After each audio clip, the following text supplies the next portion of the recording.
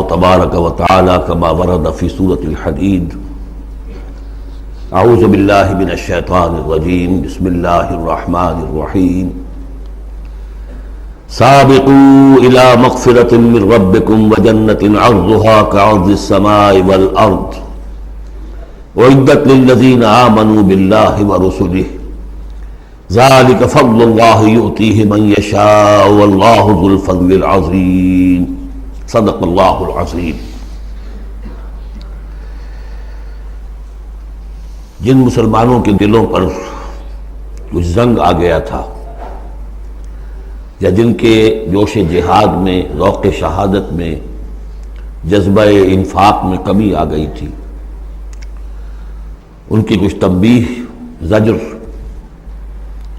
کچھ مشفقانہ اور محبت بھری ڈانٹ ڈپٹ کے بعد انہیں ادھر متوجہ کیا گیا کہ شیطان لعین تمہیں تاخیر اور تعویق کے چکر میں ڈالے گا. ابھی یہ اور کر لو، ابھی وہ اور کر لو، ابھی ان ذمہ داریوں سے عہدہ برا ہو لو، پھر اپنے آپ کو ہمہ وقت پر اللہ کے دین کے لیے لگا دینا. اور یہ شیطان کا سب سے بڑا دھوکہ ہے. لہذا بڑا ہی جذباتی انداز ہے.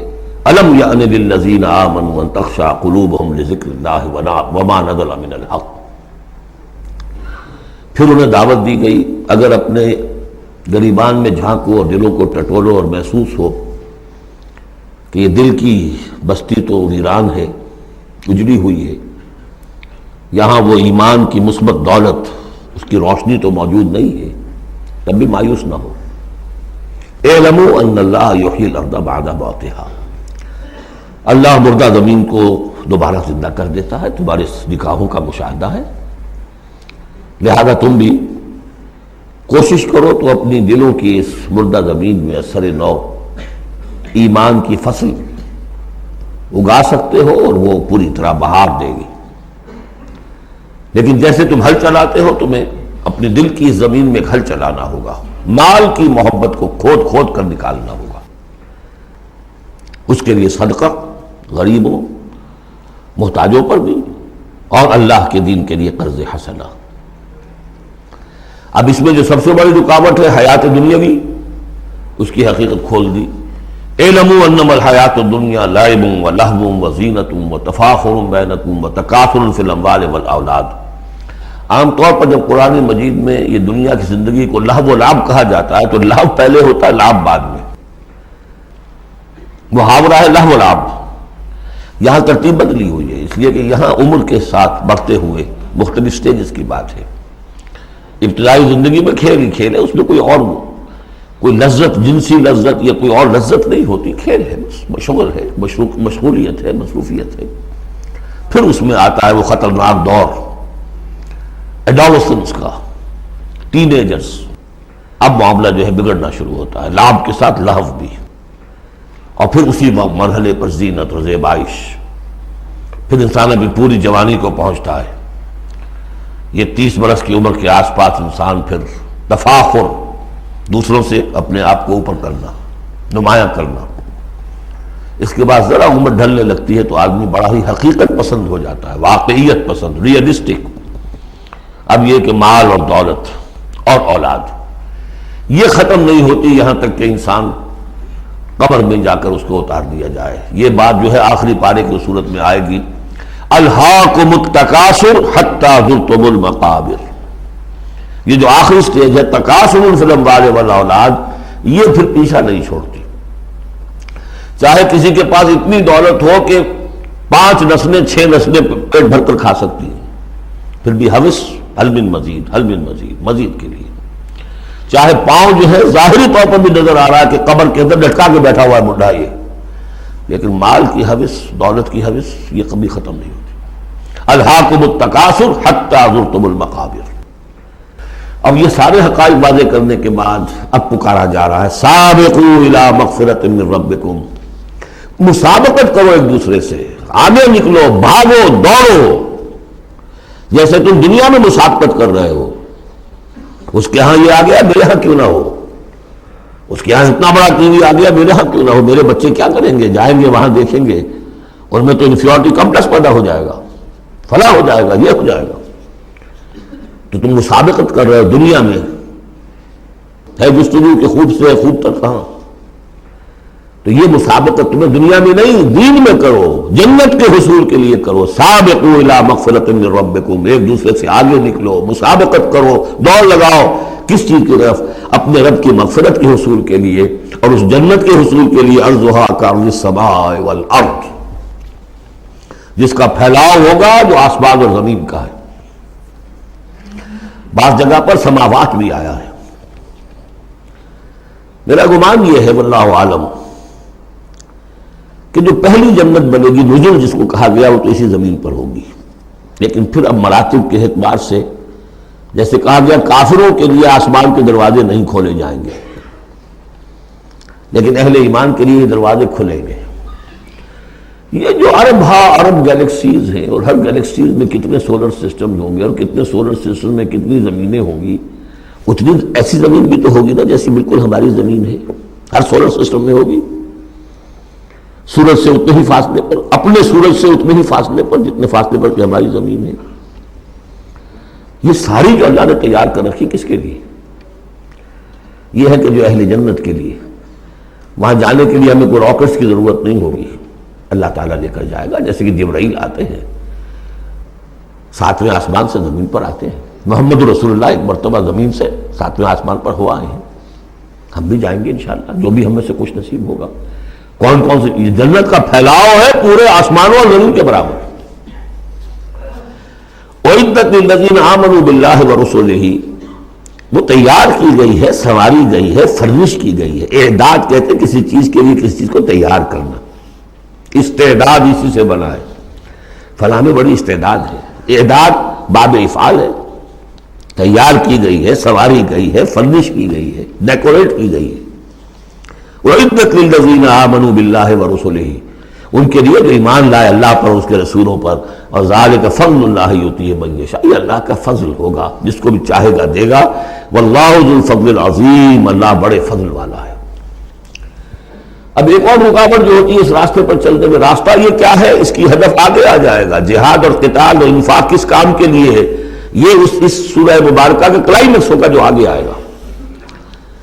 لیکن ایک اور رکاوٹ جو آتی ہے، یہ تکلیف آ جائے گی، یہ مصیبت آ جائے گی، یہ مسئلہ پیدا ہو جائے گا، یہ مشکل ہو جائے گی. یہ سارے خوف، وَلَنَبْلُوَنَّكُمْ بِشَيْءٍ مِّنَ الْخَوْفِ وَالْجُوعِ وَنَقْصٍ مِّنَ الْأَمْوَالِ وَالْأَنفُسِ وَالثَّمَرَاتِ لَتُبْلَوُنَّ فِي أَنفُسِكُمْ وَأَمْوَالِكُمْ وَلَتَسْمَعُنَّ مِنَ الَّذِينَ أُوتُوا الْكِتَابَ مِن قَبْلِكُمْ وَالَّذِينَ أَشْرَكُوا أَذًى كَثِيرًا. آزمایا تو جائے گا. اب اس کے لیے بتایا کہ ایک بہت بڑا نسخہ دیا جا رہا ہے. ما اصاب من مصیبت فی الارض ولا فی انفسکم، نہیں پڑتی کوئی پڑنے والی کوئی تکلیف، کوئی مصیبت، کوئی آزمائش، کوئی رنج دہ چیز، تکلیف دہ ہے، مگر الا فی کتاب من قبل ان نبرأ، چاہے وہ مصیبت تمہاری اپنی جان پر ہو یا پوری زمین پر ہو. وہ بڑے پیمانے پر آیا، سیلاب آیا، زلزلہ آ گیا، ایک انسان کی اپنی ذاتی زندگی میں آیا، ایکسیڈنٹ کے اندر مجروح ہو گیا، کسی بیماری میں مبتلا ہو گیا. ما اصاب من مصیبت فی الارض ولا فی انفسکم الا فی کتاب من قبل ان نبرأ، وہ ایک کتاب میں درج ہے اس سے پہلے کہ ہم اسے ظاہر کریں. ان ذالک علی اللہ یسیر، یہ اللہ پر بہت آسان ہے. اللہ کا علم جو ہے اتنا محیط ہے ما کان و ما یکون کو، کہ جو کچھ ہونا ہے اس کے علم میں تو پہلے سے موجود ہے. تو تم اسے بڑا عجیب سمجھو گے، بہت مشکل سمجھو گے، اللہ پر یہ آسان ہے. یہ بات تمہیں کیوں بتا دی گئی؟ اس کا ایک نتیجہ نکلنا چاہیے. لِكَيْ لَا تَأْسَوْا عَلَىٰ مَا فَاتَكُمْ، تم افسوس نہ کیا کرو، مایوس نہ ہو جایا کرو اس چیز پر جو تمہارے ہاتھ سے جاتی رہے. حوادث سے، دنیا سے کوئی چیز اگر ہاتھ سے نکل گئی، موقع ہاتھ سے نکل گیا، اب بیٹھے پچھتا رہے ہیں، پیچ و تاب کھا رہے ہیں. میں اگر اس وقت یہ کام نہ کرتا، سیدھا چلا جاتا تو میرا کام بن جاتا، یہ نہ ہوتا، اس نے یہ کام رکاوٹ نہ ڈالی ہوتی تو یہ میرا کام بن جاتا. سوائے وہ پیچ و تاب کو کچھ حاصل نہیں. اور جسے یقین ہے کہ یہ ہونا ہی نہیں تھا میرے لیے، اللہ تعالیٰ کی طرف سے یہ شاید طے نہیں تھی، بس بات ختم ہو گئی. اور اس کے میرے ہاتھ سے نکل جانے ہی میں کوئی خیر ہے. عسیٰ ان تحبوا شیئا وہو شر لکم وعسیٰ ان تکرہوا شیئا وہو خیر لکم. واللہ یعلم وانتم لا تعلمون، میں تو جانتا نہیں، اللہ جانتا ہے۔ ما اصاب من مصیبت فی الارض ولا فی انفسکم الا فی کتاب من قبل ان نبرأها ان ذلک علی اللہ یسیر لکی لا تعصوا علی ما فاتکم ولا تفرحوا بما آتاکم، جو کچھ اللہ تمہیں دے دے اس پر اترایا مت کرو، اس لیے وہ بھی آزمائش ہے، جو دیا ہے تمہیں اس میں آزمائش ہے، اس کو اکاؤنٹ فال کرنا پڑے گا، وہ لائبلٹی ہے۔ آپ کو معلوم ہے بیلنس شیٹ جب بنتی ہے تو جو کیپٹل ہوتا ہے وہ لائبلٹیز کے کھاتے میں آتا ہے، اتنا مال تھا تمہارے پاس، اب بتاؤ نا کیا کیا تم نے اس میں۔ تو اللہ جو کچھ دیتا ہے وہ لائبلٹی ہے، اس کو اکاؤنٹ فال کرنا ہوگا قیامت کے دن۔ تمہیں اتنا مال دیا تھا میں نے، تم نے کیا کیا؟ تمہیں اتنی ذہانت میں نے دی تھی، تم نے کہاں لگائی؟ یہ صلاحیتیں میں نے دی تھی، کہاں خرچ کی؟ دنیا بنانے میں یا آخرت بنانے میں؟ باطل کے نظام کی چاکنی کرنے میں؟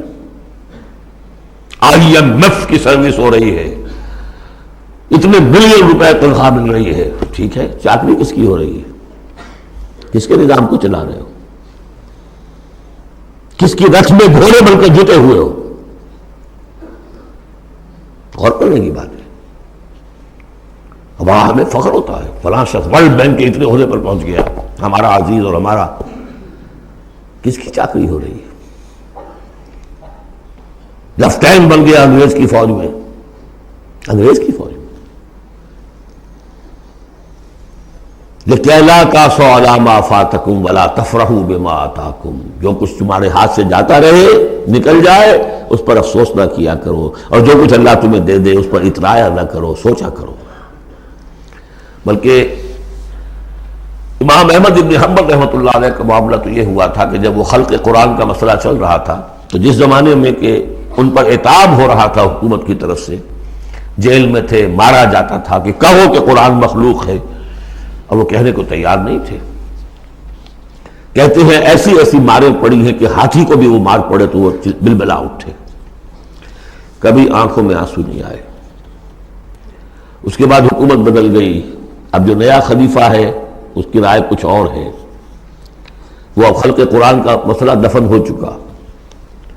اب جو خلیفہ ہے اس کا ایلچی آیا ہے اشرفیوں کی کچھ تھیلیاں لے کر کے، یہ بادشاہ نے، خلیفہ نے آپ کے لیے بھیجی ہے۔ اب رو پڑے امام احمد بن حنبل، اے اللہ میں اس آزمائش کے قابل نہیں ہوں۔ یہ آزمائش بڑی سخت ہے۔ خطاب دے دے کر انگریزوں نے جو غداریاں کروائیں، پھر خطاب ملتے تھے نا، انگریزی مجسٹریٹ بنتے تھے، لیکن کرتے کیا تھے وہ؟ اس قوم کے اندر انگریز کی اس حکومت کو چلانے اور اس کے پاؤں مضبوط کرنے اور جمانے کی جدوجہد۔ لِكَيْ لَا تَعْصَوْا عَلَىٰ مَا فَاتَكُمْ وَلَا تَفْرَحُوا بِمَا آتَاكُمْ وَاللَّهُ لَا يُحِبُّ كُلَّ مُخْتَالٍ فَخُورٍ، اللہ کو بالکل پسند نہیں ہے اترانے والے اور فخر کرنے والے۔ الَّذِينَ يَبْخَلُونَ، اور ظاہر بات ہے کہ جو مال کے اوپر اترائے گا وہ مال کو سنبھال کر رکھے گا، اسی کی بنیاد پر تو ہے اس کی اکڑ۔ الذین یبخلون ویامرون الناس بالبخل، جو خود بھی بخل سے کام لیتے ہیں اور لوگوں کو بھی بخل کا مشورہ دیتے ہیں کہ میاں ذرا ہاتھ روک کے رکھو، کیا کر رہے ہو؟ تمہیں دونوں ہاتھ کھلے چھوڑ دیے ہیں، پتہ نہیں ہے تمہارے ہاں 4 بیٹیاں بھی ہیں، ان کے ہاتھ نیلے کرنے ہیں کہ نہیں؟ کہاں تم اللہ کے لیے اور اللہ کے دین کے لیے سب کچھ خرچ کرنے کے در پہ ہو گئے؟ وَمَن يَتَوَلَّ فَإِنَّ اللَّهَ هُوَ الْغَنِيُّ الْحَمِيدُ، اور جو کوئی رخ پھیر لے گا، منہ موڑ لے گا، تو اللہ تعالیٰ تو غنی ہے اور حمید ہے، اسے کسی کے احتیاج نہیں ہے، وہ ستودہ صفات ہے۔ اب آ گیا کلائمیکس اس سورہ کا، یہ آج کے ہم مسلمانوں کے لیے قرآن مجید کی اہم ترین آیت ہے۔ دین کا کانسیپٹ ہمارا کیا ہے؟ حکومت انگریز کی ہوتی رہے، ہمیں کیا نمازیں پڑھنی، روزے رکھنے ہیں۔ بہت بڑے عالم نے انگریز کے دور میں کہا تھا ہمیں کوئی ایسا کام نہیں کرنا چاہیے جس سے انگریزوں کو، ہمارے حاکموں کو تشویش ہو، اس لیے کہ انہوں نے ہمیں مذہبی آزادی دی ہوئی ہے، ہمیں وہ روکتے ہی نہیں، نمازیں پڑھو، داڑیاں رکھو، روزے رکھو، حج کرو، انگریز روکتا نہیں۔ جس پر پھر علامہ اقبال نے پھپتی چست کی تھی کہ ملا کو جو ہے ہند میں سجدے کی اجازت، ناداں یہ سمجھتا ہے کہ اسلام ہے آزاد۔ اسلام کہاں آزاد ہے؟ کیا قرآن کا قانون نافذ ہے؟ وہاں تو قانون فوجداری ہند ہے، ضابطۂ دیوانی ہند، ضابطۂ دیوانی ہے، ضابطۂ فوجداری کس کا؟ انگریز کا؟ کس کا قانون؟ اصل میں دین کا جو تصور تھا وہ ہمارا بگڑتا بگڑتا، تنگ ہوتا ہوتا، سکڑتا سکڑتا، پرورٹ ہوتا ہوا یہاں تک آ گیا ہے کہ چند ریچولز ہیں، چند رسومات ہیں، بس وہ دین ہے، باقی جو ہو سو ہو۔ یہاں ذرا اس آیت کو آپ دیکھیے، ایک تو یہ کہ اس اعتبار سے اہم ترین ہے کہ ہمارے اس تصور دین کو چیلنج کرنے والی، جھنجھوڑنے والی۔ دوسرے یہ کہ واقعہ یہ ہے کہ میں سمجھتا ہوں کہ پوری انسانی تاریخ میں ایسی اڑیاں انقلابی عبارت کہیں آپ کو نہ مل سکے جو اس ایک آیت میں ہے، اور ڈنکے کی چوٹ دھڑلنے کے ساتھ، not chewing the words، کھل کر بات کی، غور کیجئے کہ گھر سمجھیے۔ لقد ارسلنا رسلنا بالبینات، ہم نے بھیجا اپنے رسولوں کو واضح نشانیوں کے ساتھ، وانزلنا معہم الکتاب والمیزان، اور ہم نے ان کے ساتھ کتاب اتاری، میزان اتاری۔ یہ سب کچھ کس لیے کیا؟ لیقوم الناس بالقسط، تاکہ لوگ عدل پر قائم ہوں۔ یہ قرآن اس لیے اتارا کہ اس کی قرآن خوانی کی مجلسیں ہو جائیں، یا قرات کی محفلیں ہو جائیں، یا خطاطی کی نمائشیں ہو جائے؟ اللہ اللہ خیر سر، 40 من کا قرآن ہم نے لکھ لیا ہے سونے کے تاروں سے، بہت تیر مارا ہے۔ قرآن اس لیے نازل ہوا تھا، نظام کسی اور کا، قانون پہ راضی اوروں کے۔ مولانا ماہر قادری صاحب کا جو شعر تھا، یہ مجھ سے عقیدت کے دعوے، قانون پہ راضی اوروں کے، یوں بھی مجھے رسوا کرتے ہیں ویسے بھی رلایا جاتا ہوں۔ تو قرآن اس لیے تو نہیں ہے، قرآن تو آیا جو نظام لے کر آیا اسے قائم کرو، جو نظام لے کر آیا اسے نظم کرو، جو شریعت لے کر آیا اسے نافذ کرو۔ اگر یہ نہیں تو بابا پھر سب کہانیاں، عمرے کرتے رہو ہر سال، باقی سارا دھندا سودی کاروبار، دین دین جو ہے، بلڈنگیں بناؤ، ایش کرو، ہاں عمرہ کراؤ۔ گنگا نہا آیا جیسے ہندو پاک ہو گیا، ایسے عمرہ جو ہے کرائے پاک صاف ہو گیا۔ یہ ہے آپ کا دین، آج کا دین۔ غور کر لیجیے اس کو، نظام عدل و قسط۔ پھر ذرا نوٹ کیجیے، اب تو چونکہ ہم ترجمہ قرآن کرتے ہوئے کہاں تک، آخر تک پہنچ گئے۔ آل عمران میں فرمایا اللہ کیا ہے؟ قائما بالقسط۔ سورہ نساء میں فرمایا مسلمانوں تمہیں کس لیے ہم نے اٹھایا ہے؟ یا ایھا الذین آمنوا کونوا قوامین بالقسط شہداء للہ، عدل و انصاف کو قائم کرنے والے بن کر کھڑے ہو۔ سورہ مائدہ میں فرمایا یا ایھا الذین آمنوا کونوا قوامین للہ شہداء بالقسط۔ پھر سورہ شورى تو ابھی پڑھی ہم نے، زیادہ دور نہیں ہوئی، حضور سے کہا گیا کہ کہہ دو وَأُمِرْتُ لِأَعْدِلَ بَيْنَكُمْ، مجھے حکم ہوا ہے تمہارے مابین عدل قائم کروں، میں صرف واعظ کہنے نہیں آیا۔ اللہ الذی انزل الکتاب بالحق والمیزان، یہ بھی آیت سورہ شورى میں ہم پڑھ چکے ہیں، وہی کتاب اور میزان کا لفظ یہاں بھی آ گیا ہے۔ لقد ارسلنا رسلنا بالبینات وانزلنا معهم الکتاب والمیزان لیقوم الناس بالقسط۔ یہ عدل جو قرآن لے کر آیا، یہ نظام عدل ہے، عدل و قسط ہے، اسے نافذ کرو۔ پھر وہ ہم پڑھ چکے سورہ مائدہ میں، قل یا اہل الکتاب لستم علی شیء حتی تقیموا التوراۃ والانجیل وما انزل الیکم من ربکم، کہہ دیجئے نبی ان سے، اے کتاب والوں تمہاری کوئی حیثیت نہیں ہے جب تک کہ تم قائم نہیں کرتے تورات کو اور انجیل کو، اور جو کچھ تمہارے اوپر نازل کیا گیا تمہارے رب کی طرف سے۔ یاد ہوگا کہ میں نے کہا تھا یہاں لفظ قرآن رکھ کر دیکھیے، قل یا اہل القرآن لستم علی شیء حتی تقیموا القرآن وما انزل الیکم من ربکم، اے قرآن والوں تمہاری کوئی حیثیت نہیں ہے، You have no face to talk to us، ہم سے دعائیں مانگ رہے ہو، ہم تمہاری دعائیں تمہارے منہ پر دے کر مارتے ہیں۔ تم نے وہ قرآن نافذ کیا؟ یا اس کی تلاوت کی، تراویح میں سن لیا پورے رمضان میں ایک قرآن تو بڑا تیر مار دیا، کیا اس کا ایک حرف نہ سمجھاؤ؟ لقد ارسلنا رسلنا بالبینات وانزلنا معهم الکتاب والمیزان لیقوم الناس بالقسط، اور عدل کے راستے میں تو رکاوٹ ڈالیں گے وہ لوگ کہ جو ایکسپلائٹ کر رہے ہیں۔ جاگیردار کبھی چاہے گا کہ جاگیریں ختم ہو جائیں، وہ تو ٹیکس دینے کو تیار نہیں، آپ کہتے ہیں جاگیرداری ختم ہو جائے۔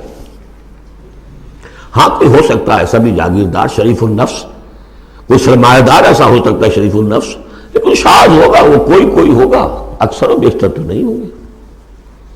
ابو بکر بھی ایمان لے آئے تھے، اونچے طبقے سے تھے، عثمان بھی ایمان لے آئے تھے، اونچے طبقے سے تھے، اکثر و بیشتر تو نہیں۔ اکثر و بیشتر تو ریزسٹ کریں گے، سٹیٹس کو چاہیں گے، وہ چاہیں گے نظام کے اندر کوئی تبدیلی نہ آئے۔ ہمارے اس کے ساتھ مفادات وابستہ ہیں، ہمارے انٹرسٹ ہیں، ویسٹڈ انٹرسٹ، ہمیں ان سے پریولیجز ملی ہوئی ہے اس نظام سے، نظام بدلے گا تو ہم گئے۔ ایسے لوگوں کی سرکوبی کے لیے ہم نے لوہا بھی اتارا ہے۔ وَأَنزَلْنَا الْحَدِيدَ فِيهِ بَأْسٌ شَدِيدٌ، ہم نے لوہا بھی اتارا ہے۔ یہی ایک ہی آیت چل رہی ہے، دوسری آیت نہیں ہے یہ۔ اس لیے میں نے کہا تھا کہ اڑیاں ترین یہ عبارت ہے کہ انقلاب کے لیے کچھ سر کچلنے پڑتے ہیں، ورنہ نہیں انقلابات، اور اس میں کوئی ریگریٹس نہیں ہے، اس میں کوئی معذرت نہیں ہے۔ جب یہ لوگ کہتے ہیں کہ وار فار پیس، اگر یہ کہتے ہیں کہ دنیا میں ہیومن رائٹس کے لیے ہم حملہ کر رہے ہیں، کیا مطلب ہے؟ تمہارا اپنا ایک تصور ہے، عدل انسانی کا ایک تصور ہے، اس کے لیے تم طاقت بھی استعمال کر رہے ہو، لوگوں کا بے گھیراؤ کر رہے ہو، انہیں آئسولیٹ کر رہے ہو، سینکشنز لگا رہے ہو۔ کیوں؟ کہ تمہاری مرضی کے مطابق نظام انہوں نے کیوں نہیں بنایا؟ تو اہل ایمان کو اللہ نے ایک نظام دیا ہے، وہ اللہ کا دیا ہوا نظام ہے، وہ عدل و قسط پر مبنی ہے۔ اس نظام کو قائم کرنے کے لیے وہ اگر طاقت بھی ہوگا تو استعمال کریں گے۔ ہاں طاقت نہیں ہے تو ٹھیک ہے، پڑے ہوئے اس میں یہ کہ طاقت فراہم کرو، دعوت دو، لوگ جمع ہوں، اس کے لیے تن من دھن لگانے کا عہد کریں، ان کی تربیت ہو۔ محمد رسول اللہ کیا کر رہے تھے مکے میں 12 برس تک؟ وہ آپ نے طاقت تیار کی، وہ طاقت جو ہے پھر کوڑا بن گیا جب تو کوڑا دے کر مارا ہے باطل کے اوپر۔ بل نقذف بالحق علی الباطل فیدمغہ، ہم باطل کے اوپر حق کو مارتے ہیں جو اس کا بھیجا نکال دیتا ہے۔ فاذا ہوا زاہق، یہی ہوا۔ لیکن اس دوران میں، اس پروسیس میں اہل ایمان کو جانیں دینی پڑیں گی، تکلیفیں جھیلنی ہوگی، گھر بار چھوڑنے ہوں گے، جان و مال کے نقصانات برداشت کرنے ہوں گے۔ یہ ہے انقلابی عمل۔ وَأَنزَلْنَا الْحَدِيدَ فِيهِ بَأْسٌ شَدِيدٌ، ہم نے اتارا لوہا، اس میں بڑی جنگ کی صلاحیت ہے، ہتھیار بنتا ہے۔ وَمَنَافِعُ لِلنَّاسِ، لوگوں کے لیے کچھ اور منفعت بھی ہے۔ اصل میں تو یہ تلوار اور نیزے اور ڈھال کے لیے ہے، باقی یہ کہ چمٹا پھگنی اور توا بھی تم نے بنا لیے، چلو کوئی بات نہیں۔ اب تو وہ چمٹا پھگنی اور توے کا دور بھی گزر گیا۔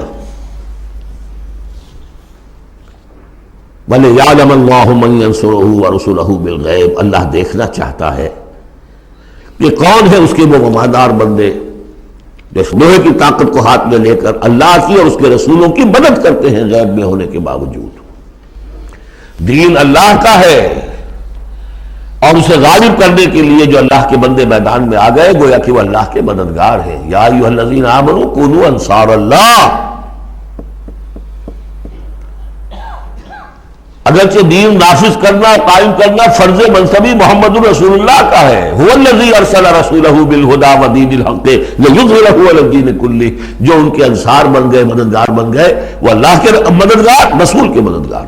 یہ مضمون جب آئے گا ابھی نکھر کر، اور اس ایک آیت کی شرح سمجھ لیجئے کہ جو سورہ صف میں آئے گی، اس لیے کہ یہ جو آیا ہے یہ جمع کا صیغہ ہے۔ لقد ارسلنا رسلنا بالبینات، رسولوں کو بھیجا، اور 3 چیزیں دے کر بھیجا، بینات، کتاب اور میزان۔ لقد ارسلنا رسلنا بالبینات ایک، وانزلنا معهم الکتاب نمبر 2، والمیزان نمبر 3، تاکہ عدل پر قائم ہو۔ حضور کے بارے میں اب آیت آئی هو الذی ارسل رسولہ بالہدی ودین الحق، دو چیزیں دے کر بھیجا، تیسری نہیں۔ کیا مطلب؟ بینات اور الہدا ایک ہو گئے ہیں، کتاب اور معجزہ ایک ہو گئے، یہ قرآن ہی معجزہ ہے محمد رسول اللہ صلی اللہ علیہ وسلم کا۔ ریڈیوس ہو کر تین چیزیں محمد کے معاملے میں صلی اللہ علیہ وسلم دو رہ گئی ہیں۔ الہدا، اسی میں قانون ہے، کتاب ہے، اور یہی معجزہ ہے۔ محمد رسول اللہ کا معجزہ یہ ہے۔ ہاں، میزان مکمل ہو کر دین حق کی شکل اختیار کر چکی ہے، میزان عدل و قسط، اب دین حق۔ هو الذی ارسل رسولہ بالہدی ودین الحق لیظہرہ علی الدین کلہ ولو کرہ المشرکون۔ یہ سورہ صف کی مرکزی آیت ہے جو آگے آ جائے گی۔ لقد ارسلنا رسلنا بالبینات وانزلنا معهم الکتاب والمیزان لیقوم الناس بالقسط وانزلنا الحدید فیہ بأس شدید ومنافع للناس وَلِيَعْلَمَ اللَّهُ مَن يَنصُرُهُ وَرُسُلَهُ بِالْغَيْبِ إِنَّ اللَّهَ قَوِيٌّ عَزِيزٌ۔ یہ سورہ مبارکہ جو ہے ایک اعتبار سے مضمون تدریجاً ترقی کرتا ہوا کلائمیکس پر پہنچ گیا ہے، آیت نمبر 25 پر جو ہم نے پڑھ لی۔ اب ایک سمجھیے ضمیمہ ہے اس میں۔ کبھی میں پہلے اینٹی کلائمیکس کا لفظ استعمال کرتا رہا، وہ مناسب نہیں ہے، ضمیمہ ہے۔ ضمیمہ کیا ہے؟ شیطان نے ایک اور چال چلی۔ جن لوگوں کے دلوں میں اللہ کی، رسول کی محبت بہت ہو گئی، آخرت کی طلب بھی ہو گئی، اور حقیقی ایمان اور صحیح جذبات، اس کا رخ موڑ دیا رہبانیت کی طرف۔ جاؤ خوب نفلیں پڑھو، خوب تپسیاں کرو، خوب عبادتیں کرو، دنیا کو چھوڑو، تاکہ دنیا میں میں ننگا ناچ ناچوں، اور جو اللہ کے ماننے والے ہیں وہ جا کر گپھاؤں میں اور پہاڑوں کی چوٹیوں پر اور غاروں میں جا کر تپسیاں کریں۔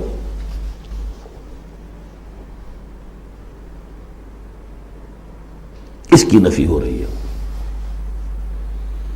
یہ راستہ نہیں ہے دین کا۔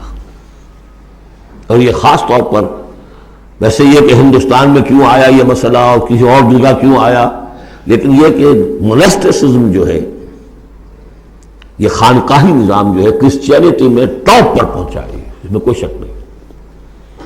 ہسٹری آف کرسچین مونسٹسزم، یہ پوری پوری کتابیں ذخیر لکھی ہوئی، اس کی ایک مثال دے رہے ہیں کہ یہ ایک غلطی ہوئی ہے۔ مسلمان میں ایمان باللہ، ایمان بالآخرہ پیدا ہو تو وہ دنیا کی مجدھار میں رہ کر نظام کو صحیح کرے، نظام کو ٹھیک کرتے ہوئے بھوک بھی آئے گی برداشت کرے۔ مجرد روزے رکھ کے جو کچھ کرنا ہے تمہیں، وہ تم جہاد میں بھوک جھیلو، وہ پروڈکٹیو ہوگی، اس سے باطل اور ناانصافی کا خاتمہ ہوگا۔ اور تم کہیں خانقاہوں کے اندر روزے رکھ رہے ہوگے، اس سے دنیا میں کوئی فائدہ نہیں ہوگا۔ یہ زمین و آسمان کا فرق ہے، مونسٹسزم۔ یہی وجہ ہے کہ اسلام میں بھی جب بادشاہت آ گئی، ملوکیت کا جب آ گیا تو راستہ بڑھ گیا، باقی اب جاؤ چلے کھینچو، خانقاہیں آباد کرو، راج کرے گا خالصہ۔ لیکن یہ حکومت کے معاملات جو ہے ان کے بارے میں بات نہ کرنا، یہ ہے وہ راستہ، ٹیڑھا راستہ جو معروف، جو ہم جانتے ہیں، جن کو رسولوں کا معاملہ، تو ان میں حضرت عیسیٰ کے پیروکاروں کے اندر یہ غلطی پیدا ہوئی۔ اب اس کی مثال دی جا رہی ہے کہ مسلمانوں، دنیا سے بے رغبتی، دنیا کو چھوڑ کر آخرت کو اختیار کرنا، یہ تو ہے دین کا جوہر، لیکن اس کا یہ مطلب نہیں کہ ترک دنیا ہو جائے، رہبانیت ہو جائے، تم تمدن کو اور تہذیب کو چھوڑ کر تم کہیں جنگلوں میں نکل جاؤ، بن باس لے لو، تم وہاں پر جا کر جو ہے وہ خانقاہیں بنا لو، یہ نہیں۔ دنیا کی مجدھار میں رہو اور جہاد فی سبیل اللہ کے ذریعے سے حق کا بول بالا کرو، ناانصافی کا خاتمہ کرو، عدل کو قائم کرو، جس کا جو حق ہے اس کو ملنا چاہیے، جیسا کہ حضرت ابوبکر نے فرمایا تھا جو پہلی بیعت ہوئی ہے، بیعت خلافت، کہ لوگوں تم میں سے جو ضعیف ہے وہ میرے نزدیک کبھی ہوگا جب تک کہ اسے اس کا حق دلوا نہ دوں، اور جو قوی ہے وہ میرے نزدیک کمزور ہوگا، ضعیف ہوگا جب تک کہ اس سے حق وصول نہ کر لے۔ یہی بات کہی تھی حضرت سعد بن ابی وقاص نے رضی اللہ تعالی عنہ ایرانیوں سے، جب انہوں نے کہا آپ لوگ کیوں ہم پر چڑھائے؟ فرمایا انا قد ارسلنا، ہم بھیجے گئے ہیں، اللہ نے بھیجا محمد کو، محمد نے بھیجا ہمیں۔ مشن کیا ہے؟ لنخرج الناس من ظلمات الجہالت الی نور الایمان، کہ لوگوں کو نکالے ہم جہالت اور جاہلیت کی تاریکیوں سے ایمان کی روشنی کی طرف۔ ومن جور الملوک الی عدل الاسلام، بادشاہوں کے ظلم و ستم کے پنجوں سے نجات دلا کر اسلام کے عادلانہ نظام سے روشناس کریں، یہ ہمارا مشن ہے۔ لہذا آپ دیکھیے اس بات کو واضح کرنے کے لیے تمہید شروع ہوئی، وَلَقَدْ أَرْسَلْنَا نُوحًا وَإِبْرَاهِيمَ، ہم نے ہی بھیجا تھا نوح کو بھی اور ابراہیم کو بھی، وَجَعَلْنَا فِي ذُرِّيَّتِهِمَا النُّبُوَّةَ وَالْكِتَابَ، اور ہم نے ان دونوں کی نسل میں رکھ دی نبوت اور کتاب۔ حضرت نوح کی بات ظاہر بات ہے کہ ان کی نسل ہی چلی ہے، لہذا نبوت بھی ان کی نسل میں چلی، لیکن ان کی نسل حضرت سام کی نسل بھی ہے، حضرت حام کی نسل بھی ہے، حضرت یافس کی نسل بھی ہے، تو یقیناً حضرت نوح اور حضرت ابراہیم کے مابین تو انبیاء اور رسل تینوں نسلوں میں آئے، حام کی نسل میں بھی، یافس کی نسل میں بھی، سام کی نسل میں بھی۔ قرآن مجید میں صرف سامی رسولوں کا تذکرہ ہے، البتہ ابراہیم کے بعد پھر جو آئے ہیں وہ حضرت ابراہیم کی نسل میں آئے ہیں، اور حضرت ابراہیم چونکہ اب سے تقریباً 5000 برس قبل کے ہیں، اور ان کی اولاد کہاں کہاں تک گئی ہے یہ بالکل اپنی جگہ پر ایک تحقیق کا موضوع ہے، لیکن اب نبی ان کے بعد آئے ہیں ان کی نسل میں۔ وَلَقَدْ أَرْسَلْنَا نُوحًا وَإِبْرَاهِيمَ وَجَعَلْنَا فِي ذُرِّيَّتِهِمَا النُّبُوَّةَ وَالْكِتَابَ فَمِنْهُمْ مُهْتَدٍ وَكَثِيرٌ مِّنْهُمْ فَاسِقُونَ، تو اب ان کی نسل کے اندر بہت سے ہیں ہدایت یافتہ بھی ہیں، لیکن بہت سے کثیر جو ہیں وہ فاسق ہیں۔ یہ تمہید ہے کس بات کے لیے؟ ثُمَّ قَفَّيْنَا عَلَىٰ آثَارِهِمْ بِرُسُلِنَا وَقَفَّيْنَا بِعِيسَىٰ ابْنِ مَرْيَمَ، پھر ہم نے بھیجے ان کے پیچھے ان کے نقش قدم پر، آثارہم برسلنا، اپنے بہت سے رسول، وقفینا بعیسیٰ ابن مریم، اور پھر ہم نے بھیجا عیسیٰ ابن مریم کو۔ عیسیٰ ابن مریم کے تذکرے کے لیے یہ ساری تمہید ہے۔ وآتیناہ الانجیل، اور اسے ہم نے انجیل عطا فرمائی حضرت عیسیٰ ابن مریم کو۔ وجعلنا فی قلوب الذین اتبعوہ رأفۃ ورحمہ، اور ہم نے رکھ دیا، پیدا کر دیا ان لوگوں کے دل میں جنہوں نے اس کی پیروی کی، بڑی نرمی اور رحمت، رافت اور رحمت۔ رافت کہتے ہیں اس کو کہ کسی کو تکلیف میں دیکھ کر آپ تڑپ اٹھیں، یہ رافت ہے، اور رحمت یہ ہے کہ آپ اب اس کے لیے اس تکلیف کے ازالے کے لیے کوئی کوشش کریں۔ گویا کہ یہ ایک جیسے کہ ہمارے ہاں وہ ریفلیکس ایکشن کا ایک سرکل ہے، ادھر کسی چیونٹی نے کاٹا، اس کا سارا تصور جو ہے یہاں پہنچ گیا دماغ میں، کسی چیز نے کاٹا، فوراً وہاں سے حکم آیا اور جو مسلز ہیں ان کو حکم ہوا اور ہاتھ جو ہم نے کھینچ لیا، انسٹنٹینیسلی یہ شے ہوتی ہے۔ اسی طریقے سے کسی کو دیکھا تکلیف میں اور خنجر چلے کسی پہ، تڑپتے ہیں ہم امیر، سارے جہاں کا درد ہمارے جگر میں ہے، اگر یہ شکل پیدا ہو جائے تو پھر آدمی اس کے نتیجے میں پھر جو بھی کچھ کر سکتا ہے کرتا ہے اس کے لیے۔ تو رافت اور رحمت یہ گویا کہ کمپلیمنٹری ہے۔ اللہ تعالیٰ فرما رہے کہ حضرت عیسیٰ کے جاننے والوں ماننے والوں کے دلوں میں یہ بات تو ہم نے پیدا کی ہے، خود تسلیم کر رہے ہیں۔ وَجَعَلْنَا فِي قُلُوبِ الَّذِينَ اتَّبَعُوهُ رَأْفَةً وَرَحْمَةً، اس کی وجہ کیا ہے؟ حضرت عیسیٰ خود بہت رقیق القلب تھے، بہت نیک تھے، اس درجے ان کے اندر تھی کہ ایک چور کو دیکھا اپنی آنکھوں سے وہ چوری کر رہا ہے، اسے کہا کیا کر رہا ہے؟ چوری کر رہا ہے۔ اس نے کہا نہیں میں چوری تو نہیں کر رہا۔ اچھا بھائی میری آنکھ نے غلط دیکھا۔ حضرت عیسیٰ کی اپنا مزاج، ہر ایک کا اپنا مزاج ہے، لہذا وہی مزاج ان کے جو حواریین تھا ان کے اندر پیدا ہوا ہے، رافت، رحمت، رقت قلب، شفقت۔ لیکن یہ چیز اب شیطان نے اس کو موڑ دیا رہبانیت کی طرف۔ وَرَهْبَانِيَّةً ابْتَدَعُوهَا، رہبانیت کی بدعت انہوں نے ایجاد کی ہے۔ ایک شے تو ہم نے رکھی ان کے دل میں، رافت اور رحمت ہم نے رکھ دی۔ تو رافت اور رحمت تو بری شے نہیں ہے، خود حضور کے لیے لفظ سورہ توبہ کی آخری آیت میں آ چکا ہے، بالناس رؤوف الرحیم۔ بالمومنین رؤوف الرحیم، اہل ایمان کے حق میں آپ رؤوف بھی ہیں رحیم بھی ہیں۔ رافت اور رحمت، رافت اور رحمت بری شے تو نہیں، لیکن اس کا جو رخ موڑا ہے شیطان نے، اس کو کہا بدعت ورہبانیت ابتدعوہا، رہبانیت کی بدعت انہوں نے ایجاد کر لی، ما کتبناہا علیہم، ہم نے تو وہ ان پر فرض نہیں کی تھی، الا ابتغاء رضوان اللہ، ہم نے تو جو چیز فرض کی تھی وہ یہی تھی کہ اللہ کی رضا تلاش کرو۔ اللہ کی رضا تلاش کرنے میں ایک راستہ یہ ہے، نفس کشی، سیلف انہیلیشن، تپسیاں، ریاضتیں، رہبانیت، ترک دنیا، تجرد کی زندگی، شادی بیاہ نہیں کرنی، لیکن یہ غلط راستہ تھا۔ اللہ کی رضا کا راستہ کیا ہے؟ وابتغوا الیہ السبیل وجاہدوا فی سبیل اللہ باموالکم وانفسکم، یہ راستہ ہے جو اللہ چاہتا ہے، باطل کو بلیا بیٹ کرنے کے لیے، حق کو غالب کرنے کے لیے، ظلم کے خاتمے کے لیے، عدل و قسط کو قائم کرنے کے لیے سختیاں جھیلو، تکلیفیں برداشت کرو، بھوک برداشت کرو، فاقے برداشت کرو، جان و مال کا نقصان برداشت کرو، یہ ہے کہ جو اللہ کی رضا جوئی کا راستہ ہے جو اللہ نے سکھایا ہے۔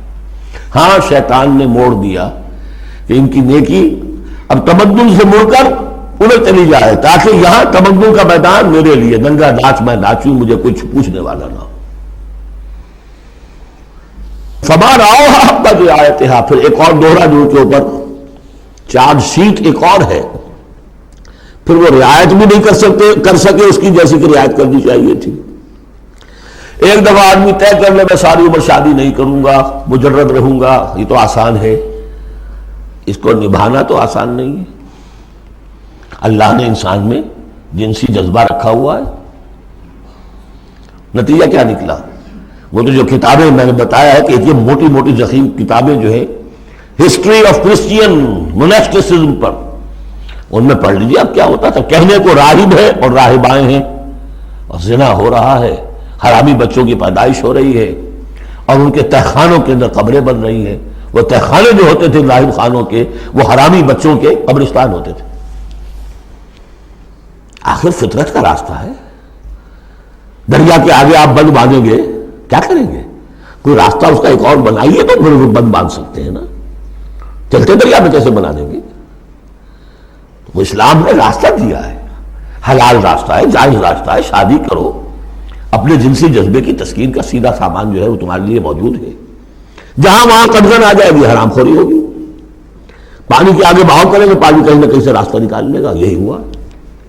اور کون بچا ہوا ہے؟ شاذ کوئی ہوگا، اس لیے کہ خود وہ کہتے ہیں، انہی کا ایک آدمی ہے، شاہدہ شاہد من اہلہا، جب فرائڈ جو ہے انہی کا آدمی وہ کہتا ہے کہ یہ سب سے زیادہ پوٹنٹ ہے موٹیو انسان کا، the most potent motive in human beings is sex۔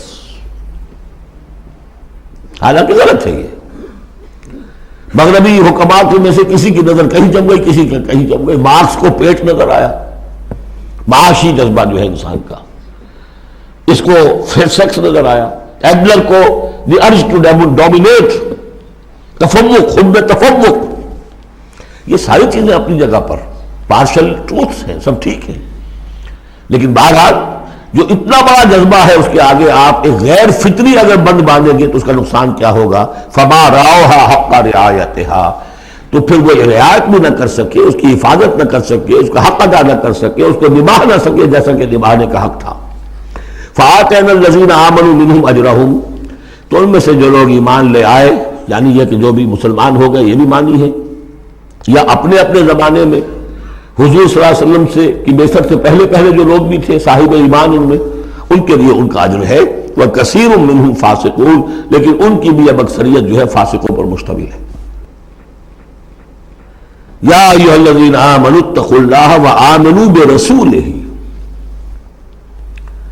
اس کے دو مفہوم ہیں، ایک تو یا ایھا الذین آمنوا اہل ایمان، مسلمانوں سے خطاب ہے، اہل ایمان اللہ کا تقوی اختیار کرو اور اللہ کے رسول پر ایمان کو پختہ کرو۔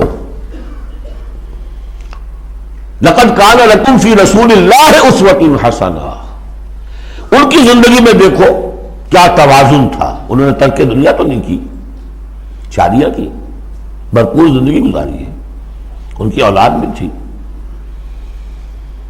کتنی بیویاں تھیں، ہاں اس کے باوجود پوری زندگی لگی ہے دین کے غلبے کی جد و جہد میں. یہ اسوہ ہے، یہ آئیڈیل ہے تمہارے لیے، یہ نمونہ ہے، ان کی پیروی کرو. لقد کان لکم فی رسول اللہ اسوۃ حسنہ. اور اس اسوے میں واقعہ یہ ہے کہ یہ بھی دیکھنے کی ضرورت ہے. ایک تو یہ کہ آپ حضور کی زندگی میں گنتے چلے جائیں، یہ چیز بھی تھی، یہ چیز بھی تھی، یہ چیز بھی تھی، یہ چیز بھی تھی، یہ چیز گن لی، آپ نے فیس بنا لی، آپ نے وہ ساری چیزیں جو ہے اپنے اندر پیدا کرنے کی کوشش کی، فیصلہ کر لیا کریں گے. لیکن اگر یہ حماقت آپ نے کر دی کہ دیکھا نہیں کہ ان مختلف چیزوں کے مابین ریشیو پروپورشن کتنا تھا. اصل شہر ریشیو پروپورشن، ایک چیز کتنی تھی، دوسری کتنی تھی، تیسری کتنی تھی. اگر ریشیو پروپورشن ڈسٹرب ہو جائے گا تو اس کا تو ختم ہو جائے گا. جیسے نسخے کے اندر 4 دوائیاں ہیں، ایک تولہ بھر ہے، ایک ماشا بھر ہے، ایک فرض کیجیے چھٹانگ بھر ہے، اور آپ نے وہ چھٹانگ والے کو تولہ کر دیا، تولے کو چھٹانگ کر دیا، تو نسخہ شفا کے بجائے نسخہ ہلاکت بن جائے گا. تو محض یہ ثابت کر دینا، یہ ثابت ہے، فلاں حدیث سے ثابت ہے، یہ ایک بات ہے، صحیح ہے. لیکن یہ دیکھیے کہ حضور کا مجموعی جو طرز عمل ہے، آپ کا جو رویہ ہے، زندگی جو آپ نے گزاری ہے، اس میں ٹائم ایلوکیشن کیا تھا، اس میں ریسورسز کی ایلوکیشن کدھر تھی، اس میں اب پرائرٹیز کس کو تھی، کیا چیز جو تھی وہ پرائمری تھی، کیا سیکنڈری تھی. اگر یہ چیزیں بھی ملحوظ نہ رکھی گئی تو وہ اسوہ نہیں رہے گا، وہ کچھ اور بن جائے گا. لہذا یہاں زور جو ہے وہ آمنوا برسولہ. اور ایک بات یہ ہے کہ یہاں پر اہل کتاب کو بھی خطاب کیا جا رہا ہے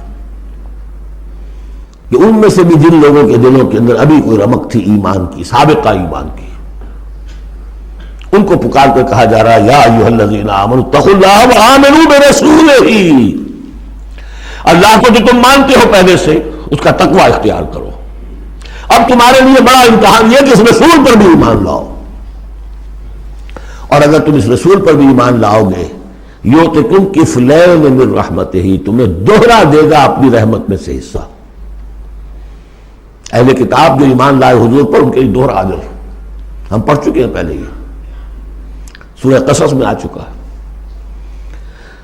وَيَجْعَلْ لَكُمْ نُورًا تَمْشُونَ بِهِ. اب یہ دونوں کو کور کرے گا. اگر تم نے رسول پر ایمان پختہ رکھا، اسی لیے جو میں زور دیتا ہوں کہ منہج انقلاب نبوی تلاش کیجئے. آپ حضور نے کیسے انقلاب برپا کیا؟ محض اقامت دین کی جد و جہد کے لیے تن من دھن لگا دینا، یہ پہلا قدم ہے. اللہ مجھے اور آپ کو توفیق دے کہ ہم اس کا فیصلہ کریں. پھر مرا رہے گا کس طریقے پر کریں. وہ منہج اگر انقلاب نبوی کا نہیں ہے، خلاف پیمبر کسے راہ گزید کہ ہرگز بمنزل نخواہد رسید. اگر پیغمبر کے راستے سے ہٹ کر کوئی راستہ اختیار کیا، کبھی منزل تک نہیں پہنچ سکو گے. لہذا آمنوا برسولہ، جتنا یقین ہوگا کہ جائی جاست. آپ کو معلوم ہے جہاں جہاں گمان ہوتا ہے کہ یہاں تیل ہے، کروڑ ارب روپیہ جو ہے وہ وہاں پہ ڈرلنگ کے اندر، تلاش کے اندر لگا دیتے کہ نہیں. یقین ہو کہ جائی جاست. اصل سے ہے سیرت محمدی صلی اللہ علیہ وسلم، اصل سے ہے طریق محمدی صلی اللہ علیہ وسلم، منہج و منہاج محمدی صلی اللہ علیہ وسلم. وَلِكُلٍّ جَعَلْنَا مِنْكُمْ شِرْعَةً وَمِنْهَاجًا.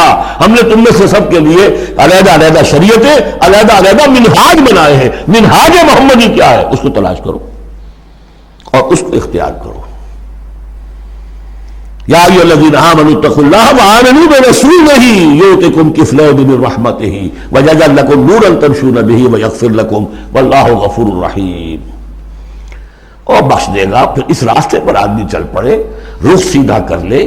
بحیثیت مجموعی زندگی صحیح رخ پر آ گئی تو خطا تو ہو جائے گی کبھی نہ کبھی، کہیں پاؤں پھسل جاتا ہے آدمی کا، اٹھتا ہے توبہ کرتا ہے. انما التوبۃ علی اللہ للذین آمنوا للذین یعملون السوء بجہالۃ ثم یتوبون من قریب واللہ غفور الرحیم. اللہ جو ہے وہ غفور الرحیم ہے. تو میں نے جو اس آیت کا مفہوم بیان کیا آپ کے سامنے کہ اس میں خطاب کا رخ جو ہے اہل کتاب کی طرف بھی ہے، اس سے اگلی آیت جو ہے بہت کھل جاتی ہے. لئلا یعلم اہل الکتاب الا یقدرون علی شیء من فضل اللہ. جن کے سامنے یہ پہلو نہیں آیا اس آیت میں، انہیں یہاں کہنا پڑا کہ یہاں اللہ میں لا زائد ہے، مراد لکیلا یعلم. اگر تو وہ آیت صرف مسلمانوں سے خطاب کر رہی ہے تو انہوں نے ترجمہ کیا تاکہ اہل کتاب کو اچھی طرح معلوم ہو جائے کہ اب انہیں کوئی قدرت حاصل نہیں ہے اللہ کے فضل پر، کوئی حصہ حاصل نہیں کر سکتے اللہ کے فضل میں سے۔ میں نے جو دوسرا رخ بیان کیا ہے اس سے سمجھیے تاکہ نہ سمجھے اہل کتاب کہ اب ان کے لیے اللہ کے فضل کے حصول کا کوئی راستہ نہیں رہا۔ راستہ ہے، اب بھی ہے، کھلا ہے، آؤ محمد کے قدموں میں آؤ، آؤ قرآن کی طرف آؤ۔ جیسے سورہ بنی اسرائیل میں ہم نے کہا تھا عسیٰ ربکم ان یرحمکم وان عدتم عدلا وجعلنا جہنم للکافرین حصیرا، اب بھی تمہارا رب تم پر رحمت کرنے کے لیے تیار ہے۔ تم تھے، لاڈلے تھے، اس میں کوئی شک نہیں، اب تم راوے درگاہ ہو گئے ہو اپنے طرز عمل کی وجہ سے، اپنے کردار کی وجہ سے، لیکن اب بھی تمہارا رب تم پر رحمت فرمانے کے لیے آمادہ ہے۔ عسیٰ ربکم ان یرحمکم وان عدتم عدنا۔ اور اگلی آیت کیا ہے؟ ان ھذا القرآن یہدی للتی ہی اقوم، رحمت خداوندی کا شاہ درا اب یہ قرآن ہے، یہاں سے داخل ہو۔ یہاں بھی وہی فرمایا جا رہا ہے اب بھی فضل کا راستہ کھلا ہے تمہارے لیے، اللہ کا فضل جو ہے ابھی کھلا ہے، آؤ لِأَلَّا يَعْلَمَ أَهْلُ الْكِتَابِ، تاکہ نہ یہ سمجھے اہل کتاب اللہ يقدرون علی شیء من فضل اللہ کہ اب تو فضل اللہ کے فضل میں سے ان کے لیے کچھ بھی حاصل کرنا ممکن نہیں۔ وَأَنَّ الْفَضْلَ بِيَدِ اللَّهِ يُؤْتِيهِ مَن يَشَاءُ، فضل اللہ کے ہاتھ میں ہے، وہ جس کو چاہتا ہے دیتا ہے۔ وَاللَّهُ ذُو الْفَضْلِ الْعَظِيمِ، اور اللہ بہت بڑے فضل والا ہے۔ سورۃ المجادلہ، یہاں پہ ایک نوٹ کر لیجئے کہ ان میں مسبحات کی ترتیب اس طرح ہے، ایک مسبحات میں سے ام المسبحات سورہ حدید، پھر ایک ہے بغیر مسبح تسبیح کے، پھر ایک صورت آئے گی پھر مسبحات میں سے سورہ حشر، پھر ممتحنہ آ جائے گی بغیر تسبیح کے، پھر ان 10 صورتوں کے اندر جو اہم ترین جوڑا ہے مرکز ان کا وہ سورہ صف اور سورہ جمعہ دونوں مسبحات سے شروع ہوں گی، پھر ایک خالی پھر مسبحات میں سے تغابن، پھر دونوں ایک جوڑا ہے کہ جو بغیر مسبحات کے ہیں، سورہ طلاق اور سورہ تحریم۔ مرکز کیا ہے ان کا 10 میں سے؟ 4 ادھر 4 ادھر، درمیان میں سورہ صف سورہ جمعہ۔ یہ سورہ مبارکہ جو ہے، اب اس کا اصل مضمون کیا ہے وہ پہلے سمجھ لیجئے پھر ہم شروع کرتے ہیں۔ اس میں شروع میں تو ایک ضمنی طور پر سمجھیے معاشرتی معاملات میں سے آئلی قوانین میں سے خاص بات ہے جس کے لیے یہاں 4 آیتیں غالباً آئی ہیں۔ اس کے بعد جو سورہ حدید کا مرکزی مضمون تھا اللہ کا دیا ہوا نظام عدل و قسط قائم کرنا، اب ظاہر بات ہے کہ اس کی جد و جہد کے لیے ایک حزب اللہ درکار ہے۔ ایک آدمی تو یہ کام نہیں کر سکتا، ایک آدمی کر سکتا تو حضرت موسیٰ علیہ السلام پر وہ حسرت کیوں طاری ہوتی ہے جب پوری قوم نے جواب دے دیا تھا فَاذْهَبْ أَنْتَ وَرَبُّكَ فَقَاتِلَا إِنَّا هَاهُنَا قَاعِدُونَ۔ ایک نہیں 4 تھے، وہ حضرت موسیٰ بھی تھے، حضرت ہارون بھی تھے۔ رب انی لا املک الا نفسی واخی فافرق بیننا وبین القوم الفاسقین، یاد ہے یا نہیں؟ پھر 2 اور تھے، پھر ان کے یوشع ابن نون بھی تھے اور کالب بن یفنہ بھی تھے، 4 تھے، لیکن 4 سے تو نہیں ہوتا، جماعت چاہیے نظام کو بدلنے کے لیے، باطل کو کہ جڑ کو اکھیڑنے کے لیے۔ وہ جماعت جو ہے حزب اللہ کہلاتی ہے، لیکن ظاہر بات ہے شیطان بھی بیٹھا نہیں رہے گا، it is not going to take it lying down۔ ٹھیک ہے آپ کو واک اوور دے دے گا، جائیے جی آپ چلا اپنا دین حق قائم کر دیجئے، شیطان اور شیطان کا لاؤ لشکر، اس کے چیلے چانٹے، اس کے ایجنٹ، وہ ہے حزب الشیطان۔ اس سورہ مبارکہ میں اب حزب اللہ اور حزب الشیطان کا تقابل آئے گا، اور حزب اللہ کے کارکنوں کو کچھ ہدایات دی جا رہی ہیں کہ یہ شیطان تمہارے اندر بھی رخنے پیدا کرنا چاہتا ہے، کس طریقے سے اس کو روکو۔ جیسے سورہ حجرات میں ہم نے دیکھا تمسخر ایک دوسرے کا نہ کرو، ایک دوسرے کی غیبت نہ کرو، سوء ظن سے کام نہ لو، وہ یاد ہے کسی کے نام چڑھانے والے نہ رکھ لو، وہ ساری ہدایات۔ کسی افواہ کے اوپر فوراً اقدام نہ کر لو، اگر کوئی فاسق کوئی خبر لے کر آئے تحقیق کرو پھر کوئی اقدام کرو۔ یہ ساری ہدایت کس لیے؟ آج 2 مسلمان لڑ پڑے تو صلح کراؤ، تاکہ وہ حزب اللہ مضبوط رہے، مستحکم رہے۔ یہ نیکی کی قوت ہے، نیکی کی طاقت ہے، یہ طاقت مضبوط ہوگی تو نیکی کے لیے امکان ہوگا کہ اس کا غلبہ ہو، اور وہ قوت جو ہے نیکی کی حامل قوت، وہ اگر کمزور ہو گئی تو پھر جو باطل ہے وہ ڈنکا بجائے گا۔ یہ ہے اس سورہ مبارکہ کا مضمون۔ پہلے آگے ہے ایک معاملہ خاندانی آئینی قوانین میں۔ بسم اللہ الرحمن الرحیم، قد سمع اللہ قول التی تجادلک فی زوجہا۔ یہ زہار ایک کہلاتا ہے شریعت کی روح سے، اور عرب میں یہ رواج تھا۔ ایک تو طلاق ہوتی ہے، شوہر نے بیوی کو طلاق دی، اب طلاق کی مختلف قسمیں ہوں گی، وہاں ہم بھی پڑھ چکے ہیں کون کون سی قسمیں ہیں۔ طلاق رجعی ہے، طلاق بائن ہے، طلاق مغلظ ہے، وغیرہ وغیرہ۔ ایک اور ان کے ہاں اس کے پہلے جو چیز تھی، بالکل بہت غصے میں آیا شوہر کہ تم تو مجھے میرے لیے میری ماں کی طرح ہو، بس ختم۔ اب قیامت تک وہ اس کے لیے حلال نہیں ہو سکتی، وہ اس کے لیے حلالہ بھی کوئی نہیں۔ طلاق مغلظ کے لیے تو پھر بھی کوئی حلالہ ہے، اس کے لیے حلالہ بھی نہیں تھا۔ یا کہہ دیا ماں کی پیٹھ کی طرح ہو، ماں کے جسم کے کسی حصے سے تشبیہ دے دی، اب تو تم میری لیے تو میری ماں کے فلاں چیز کی طرح ہو، گویا کہ اب میں تمہارے ساتھ کوئی تعلق نہیں رکھ سکتا، مستقل جدائی ہو گئی۔ اس کو زہار کہتے ہیں۔ یہ واقعہ پیش آ گیا، صحابہ میں سے ایک صاحب تھے اوس بن ثابت، انہوں نے اپنی بیوی خولہ بنت ثعلبہ کے ساتھ زہار کیا، بچے تھے چھوٹے چھوٹے۔ وہ آئی روتی پیٹتی حضور کے پاس کہ حضور یہ کر دیا اوس نے، میں کیا کروں گی، اب یہ میرے چھوٹے چھوٹے بچے ہیں، یہ رول جائیں گے۔ حضور نے کہا میرے پاس تو کوئی ابھی قرآن میں کوئی حکم نہیں آیا ہے، میں کیا بتاؤں تمہیں، جب تک کہ قرآن کی طرف سے وحی نہ آئے میں کچھ نہیں بتا سکتا۔ وہ چیخ رہی ہے، حضور سوچیے تو صحیح میں کروں کیا، کہاں جاؤں، ان بچوں کو لے کر کہاں جاؤں میں، یہ ہلاک ہو جائیں گے بچے۔ اور پھر کبھی کہا اے اللہ بھیج جلدی سے کوئی میرے لیے راستہ بھیج۔ اس کیفیت میں پھر یہ وحی نازل ہوئی۔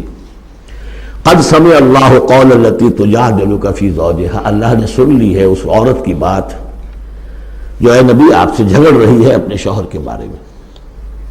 وتشتکی الی اللہ، اور اسی میں وہ اللہ سے فریاد بھی کر رہی ہے کہ اللہ میرے لیے راستہ پیدا کر۔